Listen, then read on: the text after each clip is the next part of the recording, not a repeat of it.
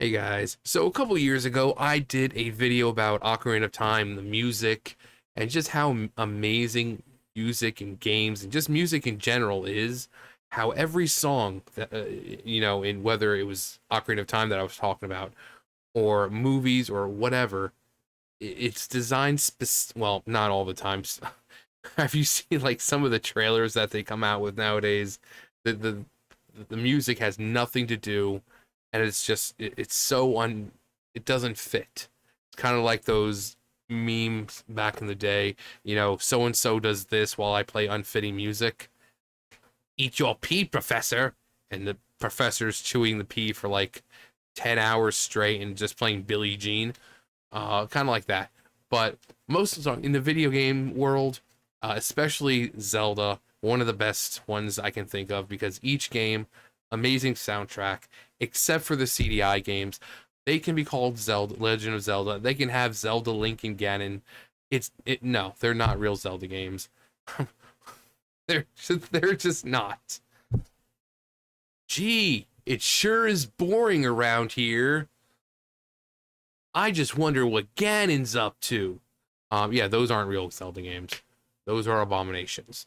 But I talked about Ocarina of Time like in 2020. Gonna talk about Majora's Mask, which is among the games probably the most emotional in the feeling of the game. So we're not gonna go through every single you know uh music piece, but just the ones that really kind of hit hard, like Clock Town, the temples, stuff like that. Because each one, it's meant to elicit some kind of emotion. So we have the opening. This is where he's going through the Lost Woods. It's nice and quiet. It's just him and Epona just strolling through the Lost Woods, and the music's meant to, kind of certain things.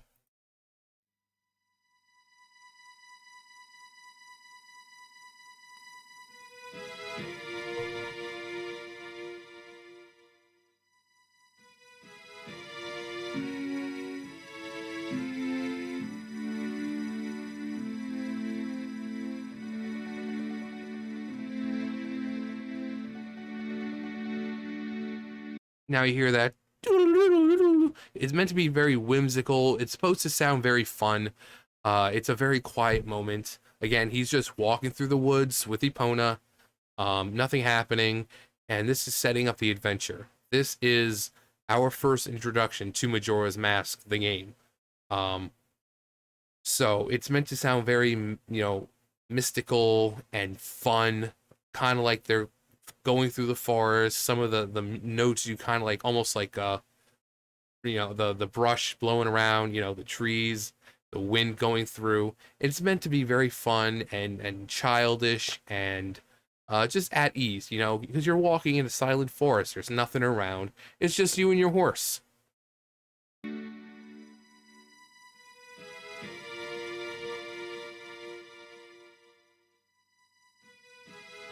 So you hear that like droning in the back. It's almost like the wind going through and stuff like that.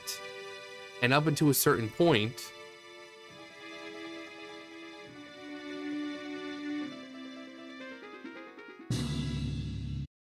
and then suddenly it stops, and it's no longer fun. It's no longer just Link walking through.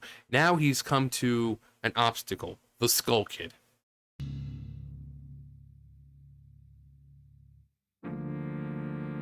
And then suddenly you have this very ominous music.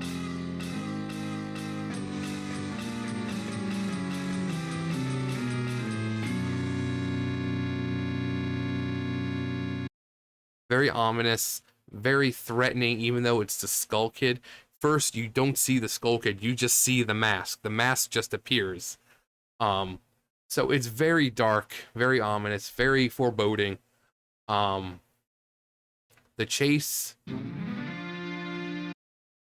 So after Link is kind of knocked out by the Skull Kid, he wakes up. The Skull Kid's playing with the ocarina.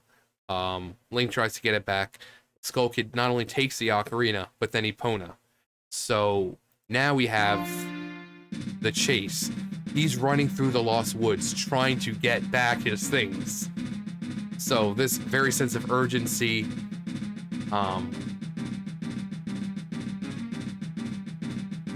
you sense there's a little bit of danger in there because it is the Skull Kid being possessed by Majora's Mask. He's clearly very powerful right now. So there is a sense of danger, but there's more urgency in the song than danger because Link is trying to. Ocarina's been taken, Epona's been taken. He has to do something. He can't just let the Skull Kid do whatever he wants. So it's quickened up. So it's more for the haste, more for that sense, like I said, of you know, for desperation, trying to get his things back. The cavern after Link falls, at first is like very quiet, as you can hear, very, very low, basically almost, it's just like kind of like ambiance. Kind of rumbling because we're like almost like in a hollowed out underground. So there's going to be, kind of like blowing of winds or, like a draft kind of thing and echoing. So this kind of kind of really shows that echo, the large cavernous area that that Link is traversing through and falling down into, and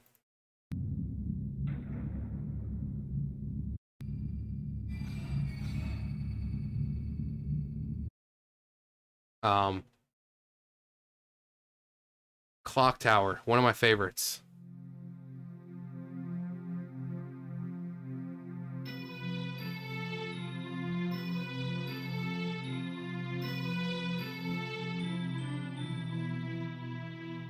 So the Clock Tower plays the Song of Healing, which is the first song that we learn in the game. And it's meant to relieve mainly dead people of their woes, of their sorrows. We're transformed into a Deku Scrub. The Deku Scrub was previously the butler's son, who was killed by Majora's Mask, or the Skull Kid, and we were turned into the Scrub. So we put him at rest. We meet Darmani, we meet Mikau, we put them at rest, put them to rest with the song. But also there's what's his name? The guy outside doing the dance. So you use it a few times, but it's playing in the clock tower, inside the clock tower, and when you remember what the song represents, it's the perfect song.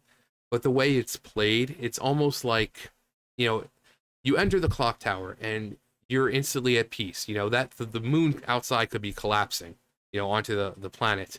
But it doesn't matter. If you're inside that clock tower, time has been frozen. Nothing happens until you step outside again. So you're safe. So you have a sense of reprieve and safety and stuff like that. But you also know it's about the meaning of the song, so it does have some kind of sorrow behind it. But hearing it as you're in the clock tower, knowing that you're safe, that's your safe space. Nothing can hurt you there. The time stands still. If you don't want to come out again, you don't have to. And you'll be perfectly fine. So I love the fact that the music is the Song of Healing, because once you get back to that area, it's not healing you, but it's giving you a moment of reprieve. It's giving you a moment to relax and rest, knowing that once you're there, time has stopped. You don't have to worry about anything else. And it just gives you that sense of, oh, okay, you can put down that controller and just, I'm good. I can get up and go for a second and not have to worry about, time moving or having to pause the game. But it's just, it sounds so sad though, and yet it's meant to be kind of a happy, not happy, but It's meant to relieve you of your troubles. That's why it's called the Song of Healing. Um, the Happy Mask Salesman. Okay, Clock Town.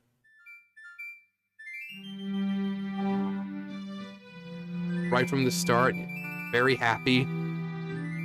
Um, they always do a great job with the town musics.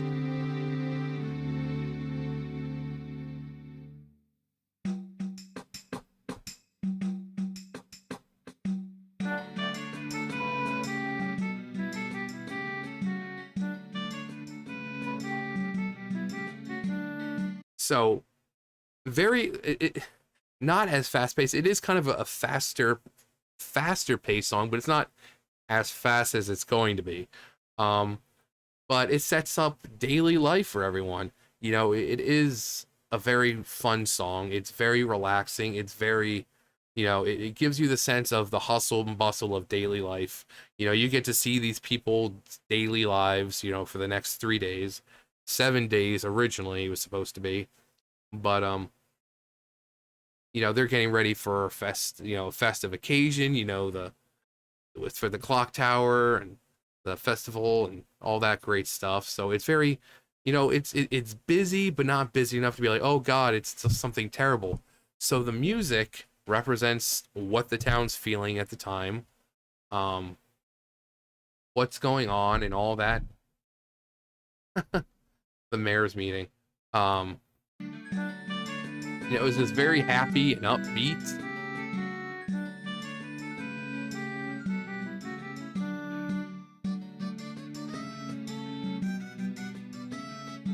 So you can see it's very, you go around, you're seeing people going about their business, and it fits perfectly.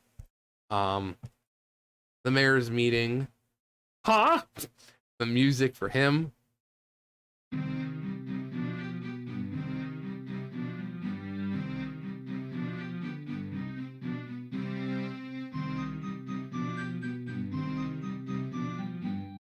So you're in the mayor's office, and you hear this. Who you have all these people standing around. They're all complaining, arguing with each other, and the mayor doesn't know what to do. I mean, maybe he's incompetent or he's just overwhelmed. But whatever it is, this if his emotions were music, this would be what the music would be, because it's like this feeling of being overworked, overburdened, the craziness that's happening in that room right then and there. People arguing with each other, back and forth. You're sitting there like, um, I mean, he's one mayor, and the people who are in there obviously aren't working together on this. You have some people wanting to flee, because of the moon. You have some people like, oh, I'm not fleeing. That's what a coward does. And the mayor's like, I don't know what to do.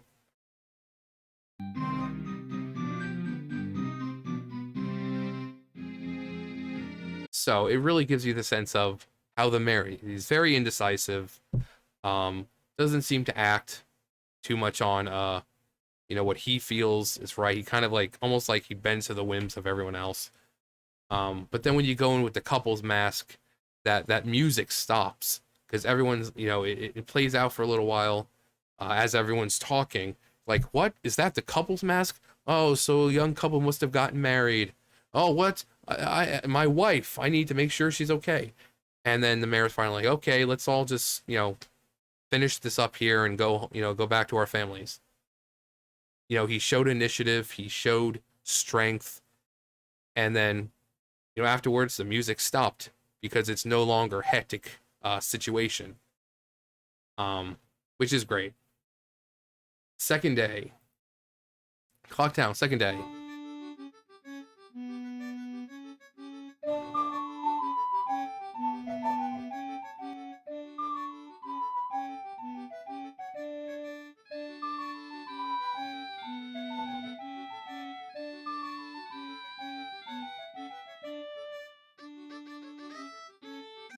So you can tell it was very different from the first time. The first time was very happy, very fun, but this is the second day now. That moon, it's getting awfully close, a little too close for comfort. So, if I remember, second day, it's raining out. It's very dreary. They're still getting ready for the festival, but the atmosphere has definitely changed. You can hear it in the music because it's not as fun anymore. It's a dark, dreary day. The moon is getting closer. It's it, and it's meant to, each day the song is different. Every day, Clocktown's music is different. It's never the same. Day one, it's nice and happy. On day two, it's more dreary. It's almost like something you would expect to hear on a rainy day, but it's not just because it's a rainy day. It's also because that moon is getting closer. They know they're gonna die. Um, but Tomorrow's Dance, Heart Container, and then we have the third day. So the first two were very, not slow, not they weren't super fast, but see, it's faster paced now.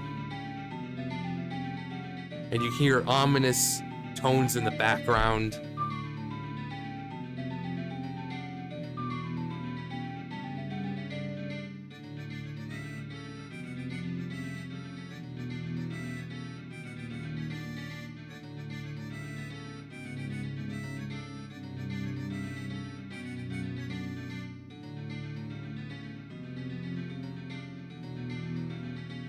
You can hear in the back, it's like it's a very deep, like a buzzing or droning, um, that you would associate with bad omens in these games.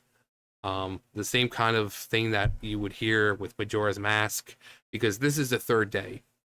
24 hours left at this point. 12 hours. Once you get to 12 o'clock in the morning, oh, but this is the final day. These people know now for a fact that they are going to die. The moon is even closer now. There's no more happiness. They still try to keep it with an upbeat, because it is Clocktown, but they add that hint of that droning because it's gotten serious.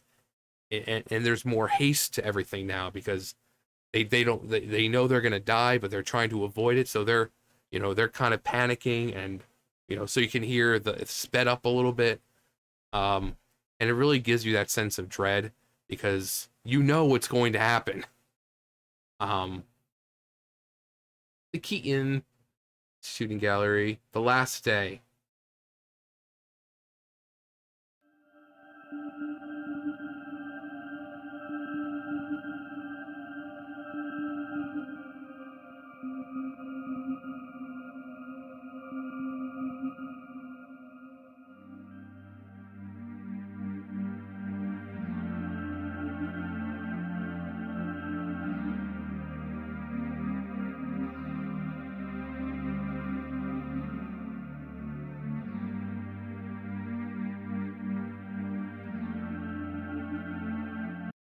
So the final day, or not even the final day, the last 12 hours.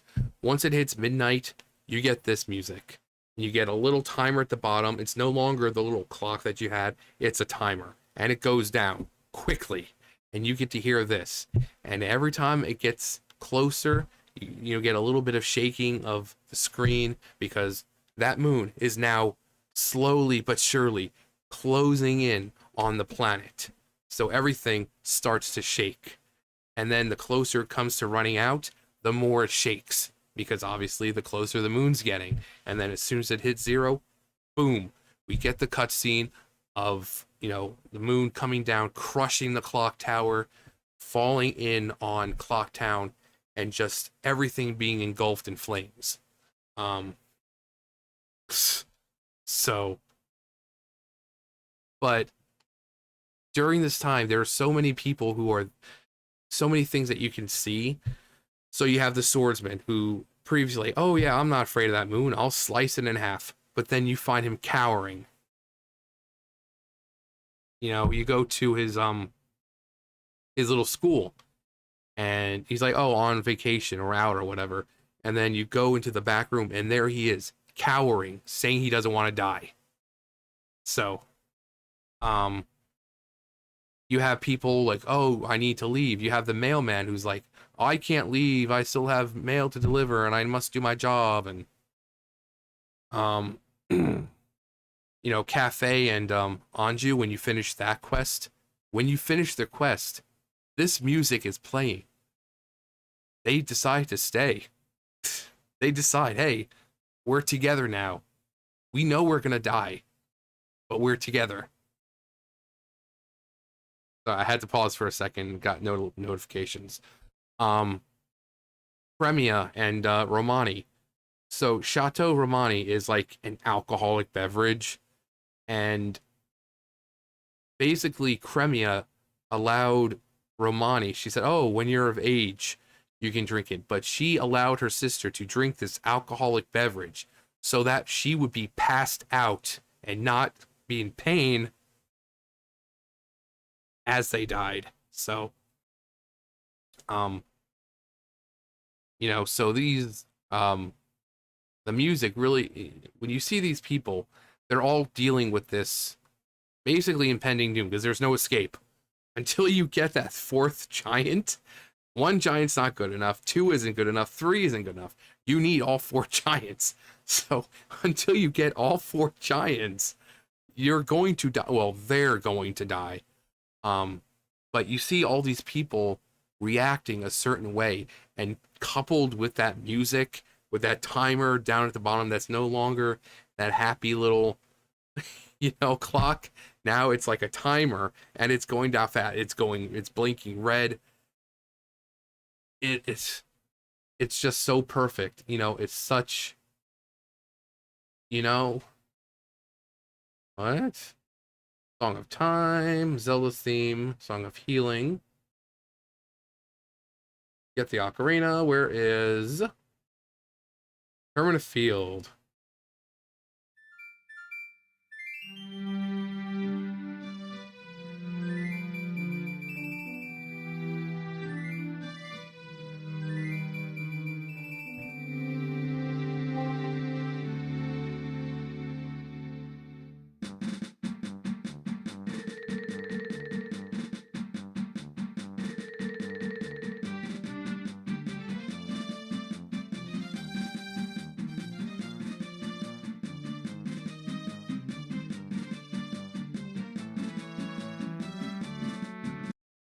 So they tried to change it up a little bit. They still have like the traditional Zelda theme song in there, um, but more along the lines of what you'd expect to hear in Termina.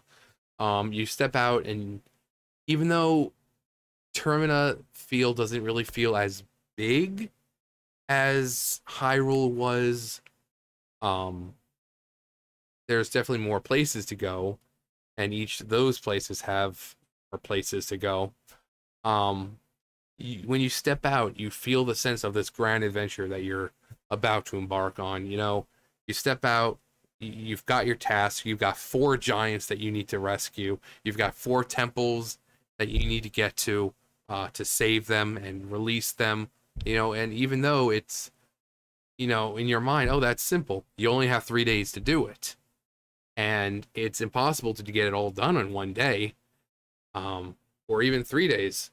There's just so many things that have to be done that you have no choice but to play the Song of Time, save, and go back to the beginning. Um,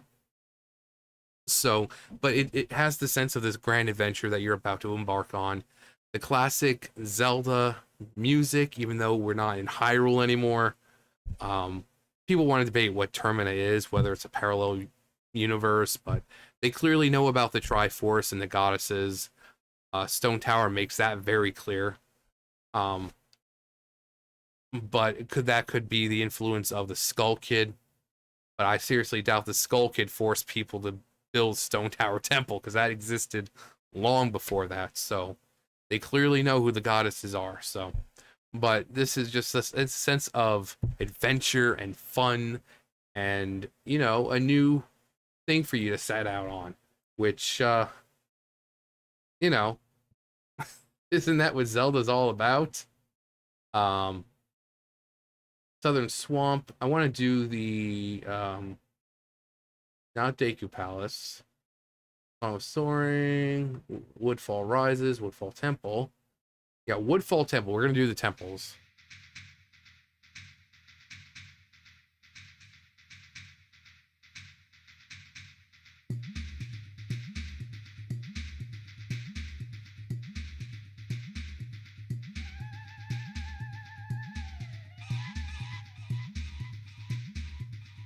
So there's music, but it's a lot of like tribal type things. So Aldawa is the boss of the temple. It's like this tribal warrior um, that they look at you like a god. Um, and you hear this almost like chanting. You hear, laughing. You hear these cries of like almost like war cries, and it's almost like it's him, like the boss himself, calling out to you, "Find me, find me!" Like he's looking for this challenge. Of course, he's been, evilified by the power of Majora, but he's a warrior spirit, so naturally he's going to want a good fight, regardless of whether he was under Majora's Mask's control or not. He's a warrior spirit, and that's what he wants. He wants a good fight, so it's like almost like he's taunting you, but calling out to you at the same time and showing, "Hey, I'm this mighty warrior. Come find me. Give me a challenge." And then when you do fight him, he proves he is a good warrior. He's got his huge shield, he's got his sword, he does a lot of chanting, um, a lot of what seems like ritualistic things. He summons things to attack you as well. Um, but I love the fact that it's almost like him calling out to you for you to find him because he's a warrior and he wants you to challenge him. Um, very tribal.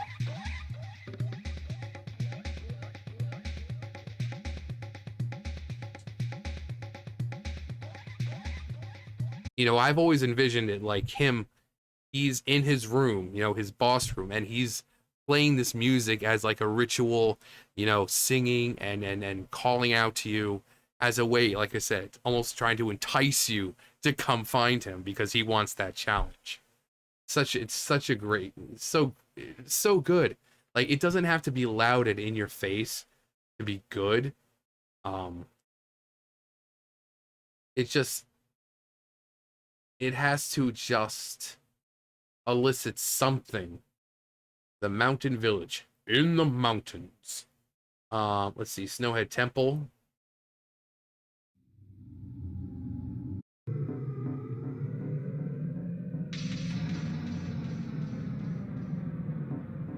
Very simple because it's just this giant, cavernous, icy, and it's very large. You have that main center room that's just enormous. Um, and you have different pathways that you can go. Um, so the music, you have a lot of like almost like bellows in the back, the wind, because it's a cavern, you got the wind going through there as well. Um, Probably very, all the ice. So there's gonna be a lot of, chilliness in there, due to all that ice. So that also plays into the music, with certain jingle or certain instruments to make it almost sound like ice. Um,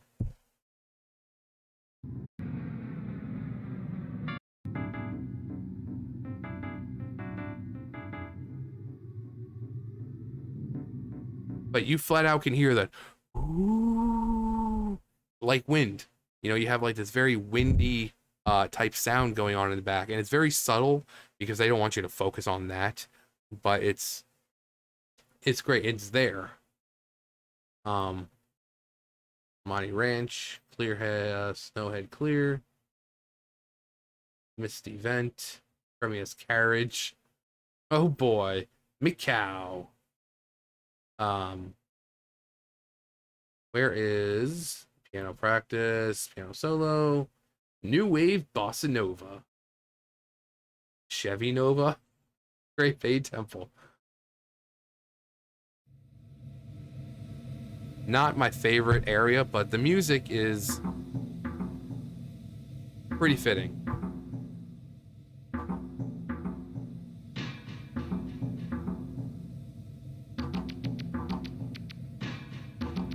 So just from that, you hear a lot of clanks, a lot of um, like almost like cogs or water, metal clanking together. Uh, you have sound like almost like water dripping, because you go in and it's just like one big machine. You've got, wheels going around. You've got platforms with water and stuff like that. You have a giant turbine room that's spinning the water around, and you can kind of change its direction.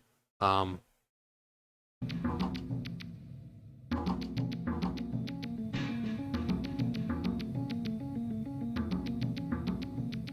you hear the no no no no no no no. It's almost like when it's turning, like no no no no no no no no. It's you go in and like I said, it's just like a giant turbine type thing or a giant, you know, whatever you want to call it. But the temple is essentially one big machine. Um, so you hear a lot of dripping, you hear a lot of metal smacking together.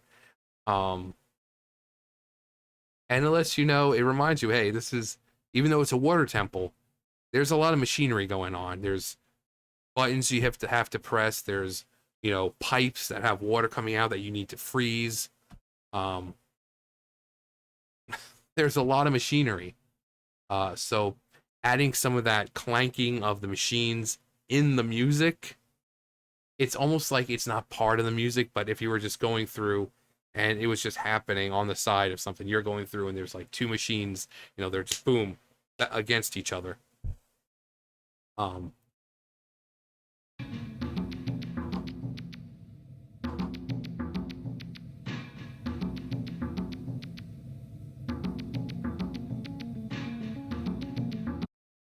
but storms. But yeah, that is it really I don't like the temple at all, but the music it's perfect. Stone Tower.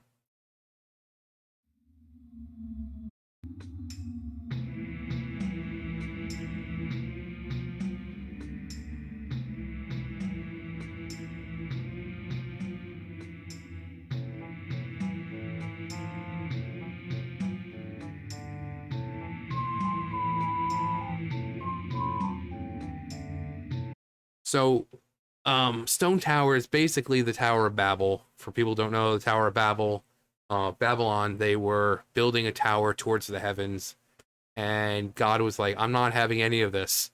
Boom. Um, and not only did he destroy the tower, he made it so that every person working there spoke a different language, so they could never talk to each other again to finish the tower. Um, and it was basically God saw it as a way to basically mock the gods or mock him. Mortals trying to ascend towards the heavens. He wasn't going to allow that. Um, and this tower clearly it was meant to mock the goddesses. You have stone blocks there with hideous looking like creature, and like if you look on the underside, there's a Triforce on the underside of him. But add insult to injury, it's got its tongue out and it's going and basically licking the Triforce. You have the main entrance. It's got two fingers up in the air with flames at the tips. Um, Basically, it's an FU to the goddesses, because the people of Termina don't worship the goddesses; they worship the giants. Probably because they're male.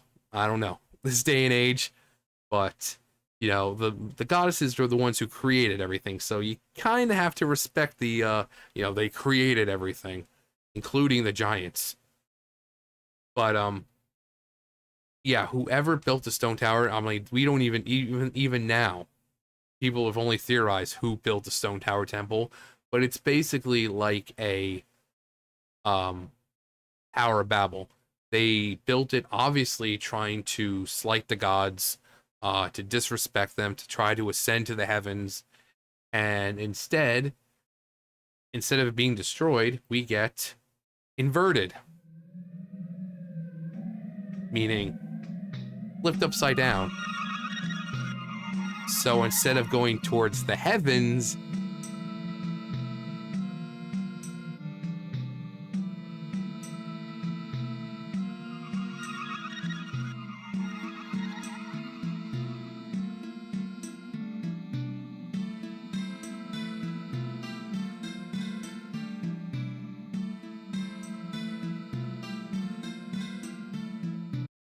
and it's a lot more somber because again, it's been inverted.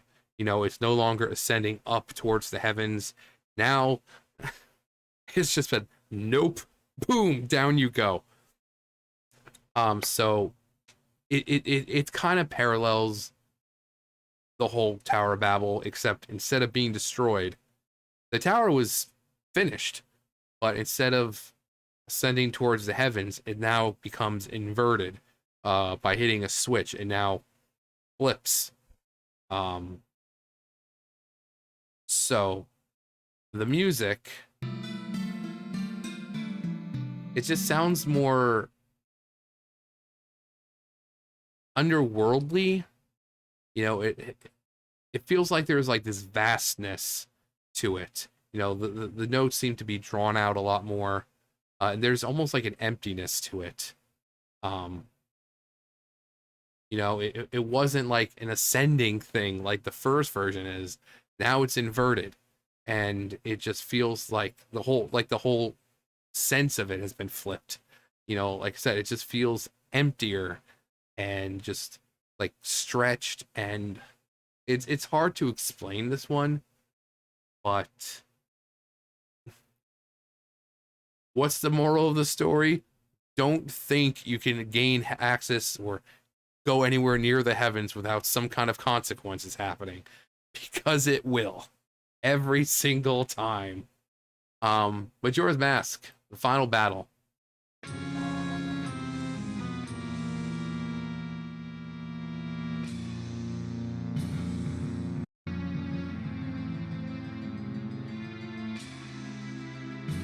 So Majora's Mask, it's a pretty simple battle theme, nothing too spectacular. It just kind of lets you know, hey, this is the final battle.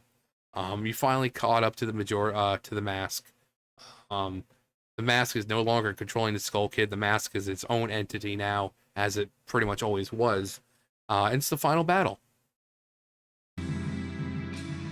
Very dark, very ominous. You feel that sense of threat because this thing, you know, it's got these giant tentacle things coming out of it. It's hovering around. It's summoning the four other masks and everything to fight with it. And there's definitely a sense of danger. Um, then we have, after you beat Majora's Mask, you have Majora's Incarnation.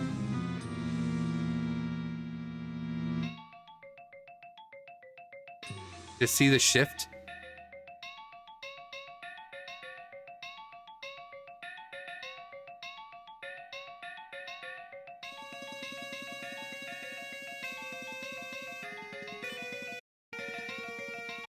So it shifts because Majora shifts. It's no longer just a mask. It now has arms, it has legs, it's running around, it's dancing, it's very childish. So it sounds very childish, but there's still that sense of threat there. It's almost like Majora, this incarnation of it, doesn't want to fight you. It just wants to play. It'll still attack you, but you attack it, and it's almost like it's on the ground throwing a temper tantrum because you attacked it. But it's running around, you know, doing, you know, a little dance, doing the moonwalk and all that. And it's just more busy having a good time than it is trying to fight you. So it's very sporadic, it's very out there, it's very childlike. So, but it's still also dangerous because it's still Majora. So this perfectly encapsulates what it is. You know, it's very childish, it's very sporadic, but there's still also that sense of, you know, trouble for you because it is still Majora.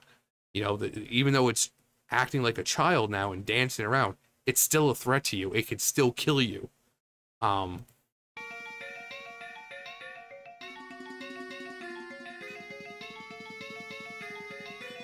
and then finally we have Majora's Wrath. And see, once again, shift. So Majora's Incarnation, you beat it, and finally it stands up. It grows an actual head. It's very grim looking. Um, its arms just turn into whips, and it lets you know this is like the final battle. You know, this is it. Um, and it gives you more of the sense of threat because this dude, this version of Majora is strong. It's strong enough up close, but then it has these giant whips for arms. It can just you can be far away trying to hit with the arrow and just poof. So you really need to time things so that way, if it tries attacking you, you can move out of the way, and then in that few seconds you have, boom, you can hit it with an arrow. Or if you have the Fierce Deity Masters with the beam blade attack and then just go up to it and just. But if you're playing as Link, just regular Link, and you have your bow and your sword and you're this, it's a little more difficult because this guy, this entity is strong. Having whips for arms, they do a lot of freaking damage, especially if you don't have double defense, which you should get because I think double defense is the reward for Great Bay Temple, so like the third temple. It's not like you get it at the very end. The final prize is the Great Fairy Sword. But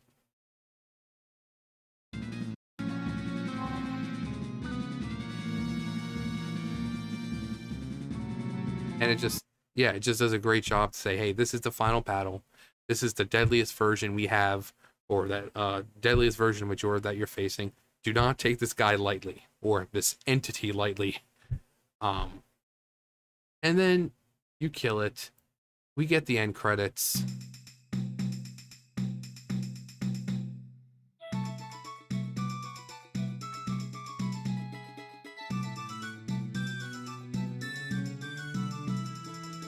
And it's all happy. It's all happiness.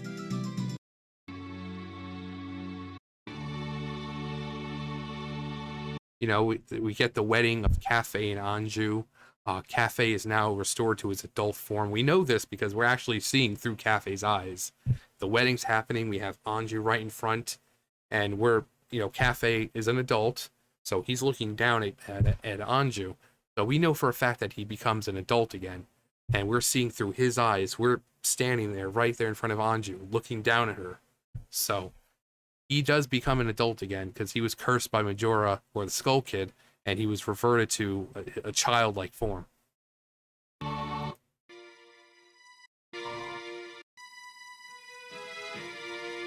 But then, not all happiness. Probably one of the darkest moments, and no one expected it. I remember the first time playing this. The Deku Butler. You race him, and he says, "Oh, you remind me a lot of my son. He left home, and I haven't heard from him." Well, we know what happens to his son. And at the end of the game, he finds what happens to his son. He finds out what happens to his son.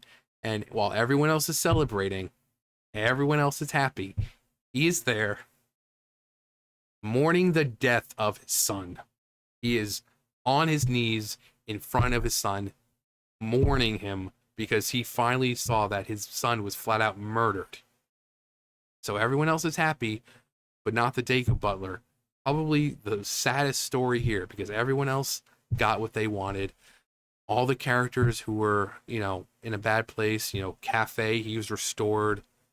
Everything's fine, but the Deku Butler is now mourning the death of his child. And that's why it's one of the darkest moments. And the music, as he's mourning his child,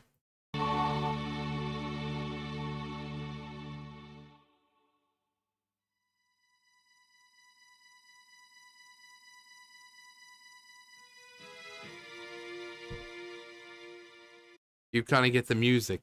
This time it feels a bit more somber because, again, he's mourning the death of his son.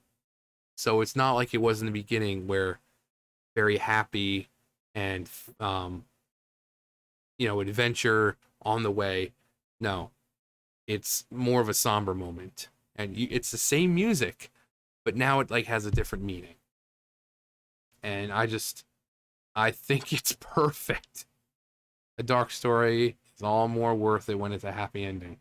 Again, happy for everyone else. The Deku Butler, not so much. But yeah, Majora's Mask soundtrack. music meant to elicit feelings and emotions, and definitely does it. Um, and that was just the few ones that I picked. You know, Majora's Mask is one of the darkest games. Twilight Princess is pretty dark. Well, even Wind Waker is dark at certain points. But Majora's Mask, for a game that came out of nowhere, that people really weren't expecting, it has some of the best music. Um, and just like all music in Zelda, it's meant to elicit emotions. It's meant to represent things. It's meant to uh, give you a feeling of what's happening. You know, like the temples. Music is designed specifically for reasons. For temples. Um, but maybe this is me overthinking things. Anyway, let me know your favorite music in Majora's Mask. Your favorite Zelda game. Um, all that great stuff. You guys know the drill. I'll see you guys later. Bye, guys.